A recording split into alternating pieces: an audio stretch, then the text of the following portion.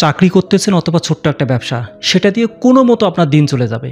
কিন্তু এই টাকা আসলেই কি আপনার জীবনে নিরাপত্তা দিতে পারে? 100% সিউরিটি দিতে পারে?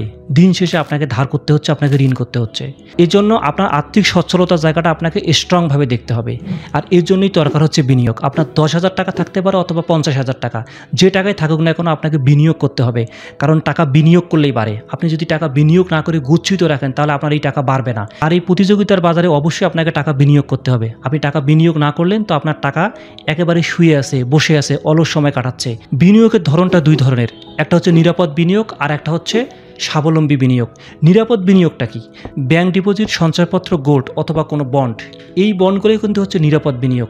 আপনি যদি নিরাপদ বিনিয়োগ করেন তাহলে এখান থেকে আপনার প্রফিটের সম্ভাবনা কম, কিন্তু রিস্ক কম। আর যদি আপনি স্বাবলম্বী বিনিয়োগ করেন, আপনি কোনো বিজনেস করতেছেন, কোনো স্টক বিজনেস করতেছেন, কোনো অনলাইন মার্কেটিং করতেছেন, লোকাল মার্কেটে কোনো বড় একটা শোরুম দিয়ে দিয়েছেন, এগুলো হচ্ছে স্বাবলম্বী বিনিয়োগ। আর এই বিনিয়োগের প্রফিটের পরিমাণটা যেমন বেশি থাকে, আপনার স্বাবলম্বী হওয়ার সম্ভাবনা কিন্তু খুব দ্রুত ঘটে।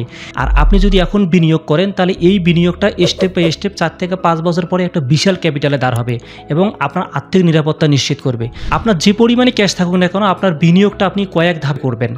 এই অস্থির সময়ে টাকাকে ঘুম পাড়িয়ে রাখবেন না, কারণ বিনিয়োগ এমন একটা জিনিস যেটা আপনাকে স্বাধীন করে তুলবে। আপনার বিনিয়োগ আপনাকে স্বাধীন করুক, আপনার আর্থিক নিরাপত্তা নিশ্চিত করুক, এই প্রত্যাশায়।